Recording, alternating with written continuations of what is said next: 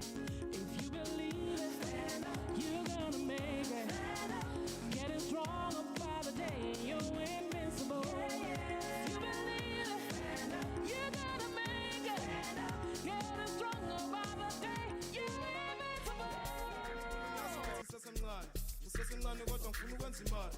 Ukwenza imali ngikwazi ukusibhayela idatha. Ngipha idatha ngikwazi ukondla umndeni wami. Well, good evening, and that's when you know that it is hump day. So welcome to the Wednesday edition of TrendingSA right here on SABC3. I'm here to bring you your midweek dose of the hottest trends, the spiciest topics. My name is Mo Flavor, the only flavor you need to get through the day. Oh, yes. Yikes. And, of course, helping me to do this is the hilarious, the beautiful, the funny Lesego Tlabi. I'm giving you vintage, Hollywood, and I'm killing, and I'm loving, do you love, we love. Ooh, oh, so hot. And of course, to complete the trio, we have the shadiest man on the table, the emperor himself. Even the queen knows about him, Mablé.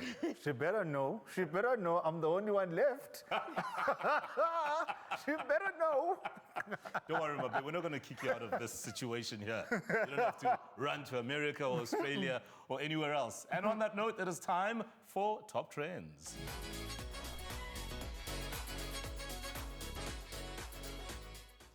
Now, hashtag Wits protest and fees must fall have been dominating our timelines the whole day today. This comes after the ongoing student protest at the Wits Braam campus turned deadly this morning. We woke up to reports that a civilian was shot with a rubber bullet and died on the scene. The news of his passing started making rounds on social media. Shortly after that, angry and shocked tweets were quick with their fiery comments, and this is what they had to say. NetNet said violence is never a solution for any matter. There will always be casualties, and in most cases, innocent ones. Dialogue is the best way to go. Issues must be addressed in an amicable manner. So sad in this era, we still kill each other. And then the Ukwesta had this to say, really, it's stand up and get murdered. That's it? Now they'll get a minister to say some boop to distract us from the fact that they're out to silence us forever. And the police are happy to oblige because what's an oath to the people when I have a gun? Siyaqedwa. And then this is what Uthuli Madonsela had to say. At SA Police Service, Minister Begicele and presidency, this is wrong.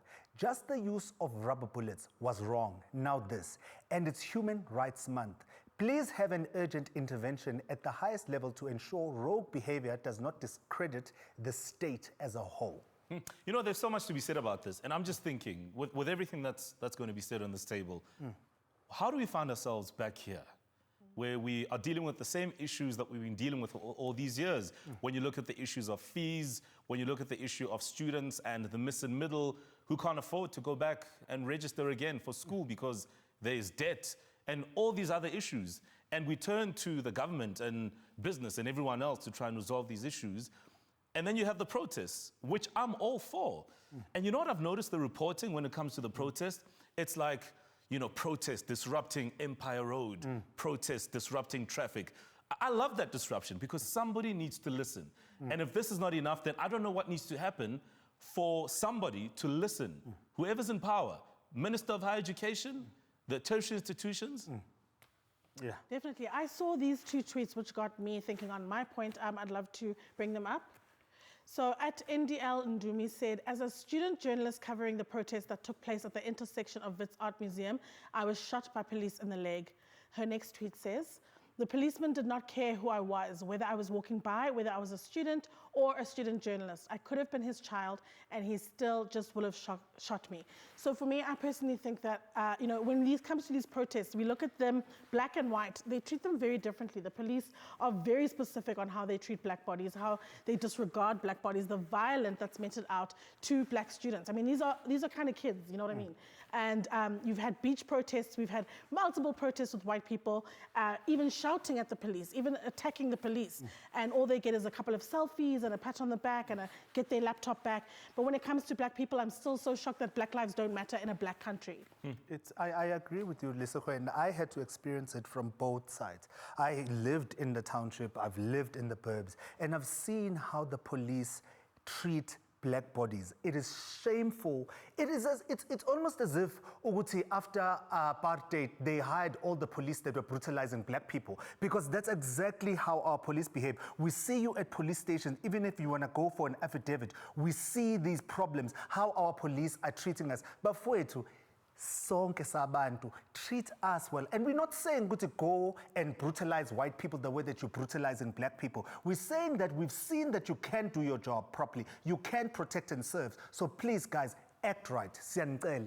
Definitely. And on the topic of racism and classism, we are still reeling from the shocking, violent, brutal protests that are at Wits have claimed one life and left scores of students wounded. However, one of our ministers thought it was cute to tweet this. Beautiful skies in Johannesburg. What a beautiful country.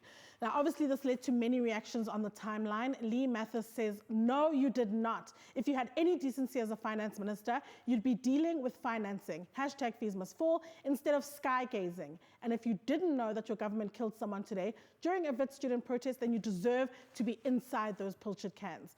Kanye West weighed in with this. Students are being shot at and someone died at the hands of your government. And Renee, you're here telling us about a beautiful country. I know for a fact that you're not tone deaf, but you just want attention to shift to you. Na umporile this your shame, Dito. And lastly, Sir Boring vented out with this. Why are you not in discussion with Blades about sorting out the funding crisis in the education system in our country? How can funding for teachers and nurses be cut? The ANC comrades live in another country while we suffer their incompetence. Ooh, fully agree.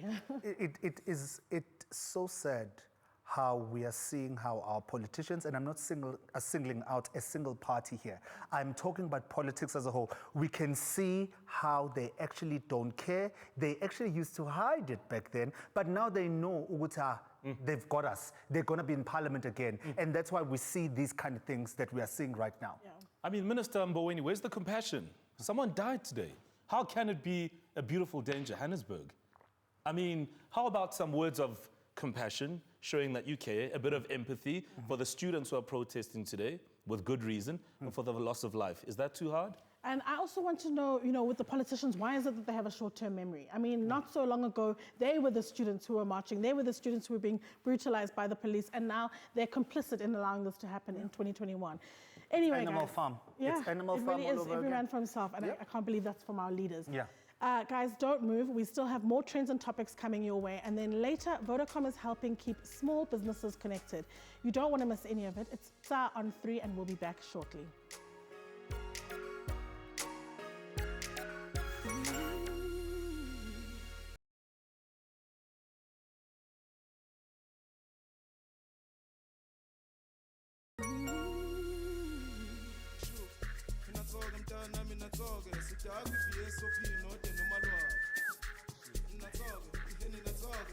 Welcome back to Trending SA right here on SABC3. I've got to say, it's been a heavy day in South Africa. And, our business here is quite simple. We reflect exactly what happened. So it's been a difficult day, it's been emotional.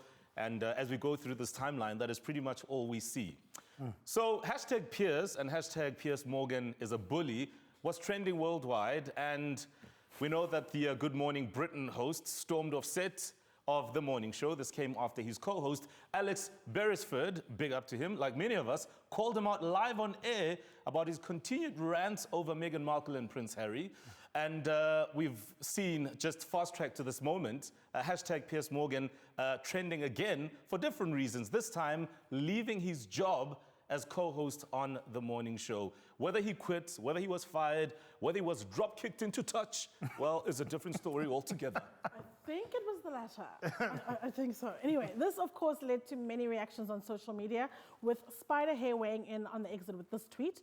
Piers Morgan is a total narcissist who loves being the center of attention, but he hasn't been cancelled. He's been fired because he wouldn't do something his employers demanded. He will turn up somewhere else, which I hope he does. Not that I'll be listening. Don't know why he hopes he does then. Sharon Osborne said, Piers Morgan, I am with you. I stand by you. People forget that you're paid for your opinion and you're just speaking your truth. Your truth is racist. Kyra Patterson says, but Piers Morgan had a good opinion about a broken clock is right twice a day. Doesn't mean he isn't a horrible bigot. I mean, these are strange sentiments. can I use the word stupid with some of them? and they vary. It's not surprising. I mean, Piers Morgan, we know, has been a very provocative figure over the years, and yet somehow he's been afforded the platform to speak. And we know that he's not the only one. And I don't know. I mean, we've been given a platform to speak. I'm just wondering when our moment will come, when people call us out for whatever. But, I mean, this is a man that's been doing this for a long time. Mo, I see this even in South Africa when the people that follow Mechi, right? I see it when people talk about how we want uncensored, unfiltered content, and I'm just like, guys, racism, homophobia, xenophobia, all other forms of bigotry are not an opinion, and they are not part of free speech, because you are now violating other people's rights. And when you talk about free speech and the constitution that you guys like to hamper on about, which it allows you to talk freely, please read it, because underneath all the things that you can talk about freely, they talk about the people's rights that you cannot violate. So guys, let's just act right. Nobody's censoring you. Somebody's asking you, we are asking you to actually be a decent human being. And there's nothing special about going on any platform and just running your mouth. It's something I can do here, but I choose to be a decent person. Anyway, for me, I think the thing that these men all have in common is that they're men. You know, in Britain, it happens to be a lot more with white men. Piers Morgan has been racist for years and years and years. The fact that he's being, you know, called to order now, being fired now because he spoke out about, you know, mental health and what Megan had said about attempting suicide is why he's being fired. Not because he's racist, not because he's a bigot. So he's had his job, he's had his comfort, the same as in South Africa. We've had a lot of men get away with a lot of bigotry because male privilege. People just don't hold men to the same standards that they hold other people to. And men get away with a lot more because boys will be boys. And yeah. I agree. And I'm just thinking, somebody gives people like Piers Morgan and anybody else, quite frankly, a platform. Somebody has hired us here on this platform. So what do we say about, you know, the TV channels and the production companies? What is their role in holding some of these hosts and people accountable on the things they say, the problematic comments that they put up there, albeit homophobic, racist, or whatever the story may be? Because it's not like they weren't there when a Piers Morgan was saying all these things. And yet these people keep getting jobs and keep getting platforms all the time. I mean, if you look at the newsrooms anyway, aren't those people all reflective of the people we see on TV? They're all men, they're mostly white men, and so that's going to reflect the views. No one's going to get fired if you agree, if the TV executives or the people above agree with what's being said on TV. No. Yeah, well, it's really been an interesting one on the timeline today. So it has only been 10 days since the president, Cyril Ramaphosa, adjusted the lockdown levels, and the DA is already calling for an urgent lift of the Alert Level 1 lockdown regulations. Why, you may ask? Well, because the Alert Level 1 lockdown regulations are making it close to impossible for property owners to obtain eviction orders. And I wonder who are these people that desperately need to be evicted? Well, this move by the DA didn't sit well with Tweeps, and they quickly wanted the party silenced with these remarks. This is what Jack Pam had to say. As a property owner, I agree totally. Why should I have to spend 100K on hoofing people out of my own property? I am not a charity organization that is able to foot the bill or someone's free accommodation. Some depend on rental income to put food on their tables. And Ayanda Tankiso had this to say.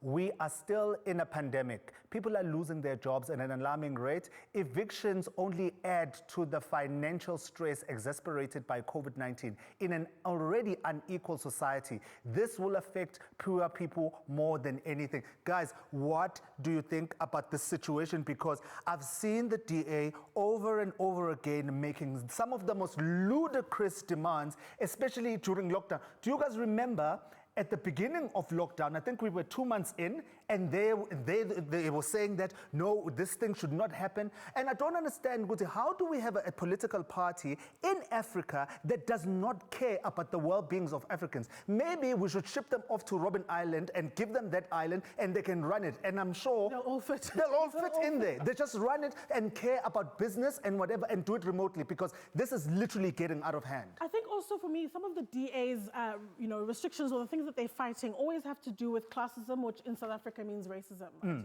So they want to have evictions. They did this last year in winter when we were still in, I think, level 4 or 5, where they went and they evicted, poor people in Cape Town, and now they want to do it again by having it be a legal eviction, if you will. So I think a lot of the times the DA just seems to want rules and regulations that protect whiteness and are very, very anti-black, anti-poor, and I think this is just so crass. I'm just thinking, in a time of turmoil, right, where we're in the middle of a global pandemic, where nobody's special across the globe, what exactly is the DA all about? And what is their contribution to helping us navigate the situation? Is it that you're always going to oppose every single idea that the government puts forward? Is it that you're going to be contrarian? What exactly is it? I mean, we've been drinking mhlonyane, out of our own free will. I don't recall them suggesting something like that. So what is their valuable contribution in this time of turmoil? And before anybody gets us wrong, Mo, we are not saying that our government is right. We just trashed our government at the beginning of the show for something that they're doing. So we also have to come for you and tell you when you are wrong. Equal opportunity on this show. We're going on a quick ad break. When we come back, we will bring you an innovator and founder of the ride-hailing service like none you've seen before. His name is Fezile Dhlamini, and he will be in our Business.Connected segment, powered by our BFFs at Vodacom. You don't want to miss it. It's Sound 3.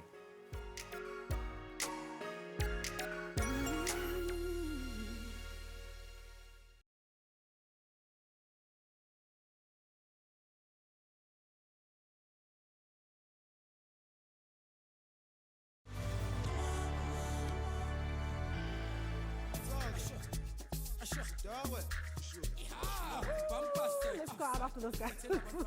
Welcome back to SA on 3. Now more than ever, your small business needs a partner that offers a range of all-encompassing smart business solutions designed to help you grow your business and look after your employees. Vodacom is connecting small businesses with tools for success with their bespoke smart business solutions. This next interview segment is brought to you by Vodacom's Business.Connected.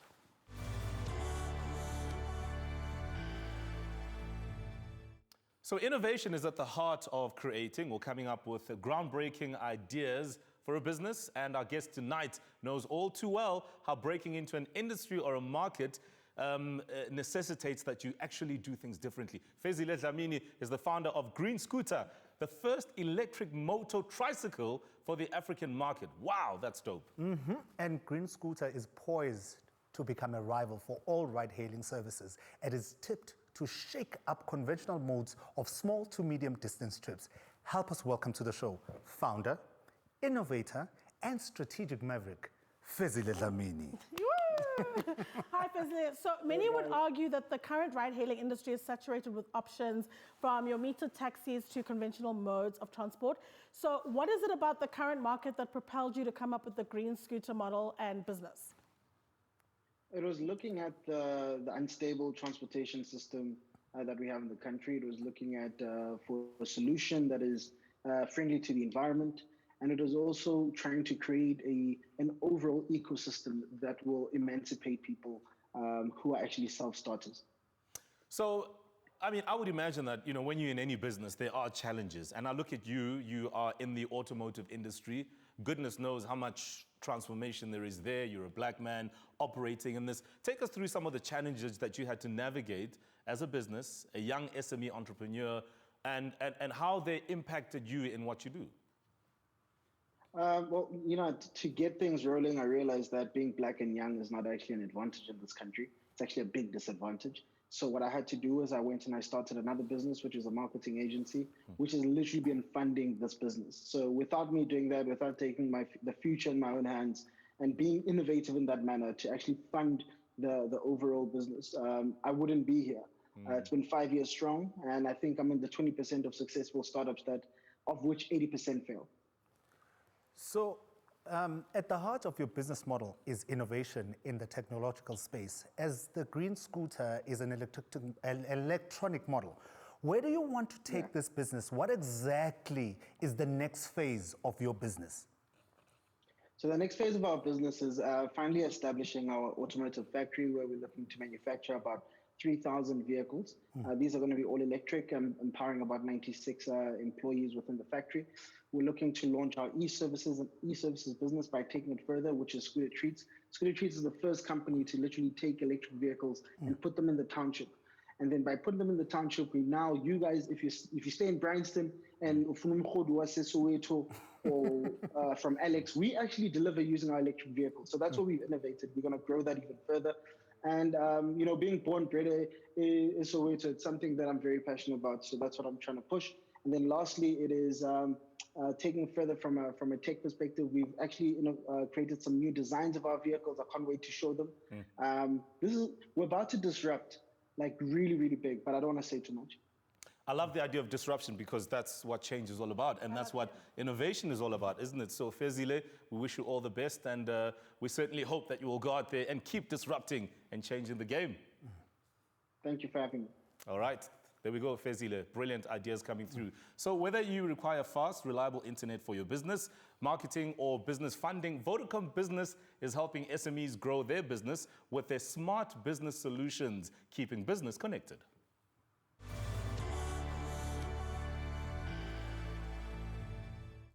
What a heavy show, guys. What a necessary show. Yeah, it was necessary. I love these types of conversations. I really love that as TrendingSA, we are really about what's going on out there. We were not going to take this day and use it and talk about flimsy things because the big things were happening and we had to cover them. We're not going to be Tito, basically.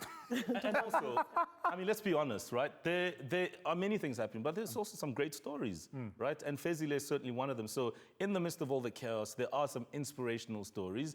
And that's sometimes what we hold on to give us a bit of hope, that things can be better, that things can move forward one way or the other. But I mean, as you say, it's been one heck of a day. Whew. Wow. All right. And that's how we wrap. I mean, Tata Mandela. That's how we wrap up tonight's episode of TrendingSA right here on SABC3, where we help you escape the norm.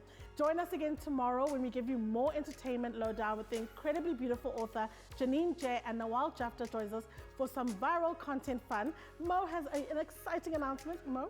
Oh, yes. I mean, I've been very busy on the Twitter streets. In fact, I ran a really cool competition where you can win yourself 5 gigs with Vodacom. So I'll be announcing that winner on our Insta Live shortly after the show, TrendingSA on Instagram. So check that out. And listen, it's all about these good things. So please make sure you follow all the action on our timeline so that you keep winning a lot of cool and there's stuff. A phone on Friday. There's a phone on Friday. Yes, there's a phone on Friday. Good night, everybody.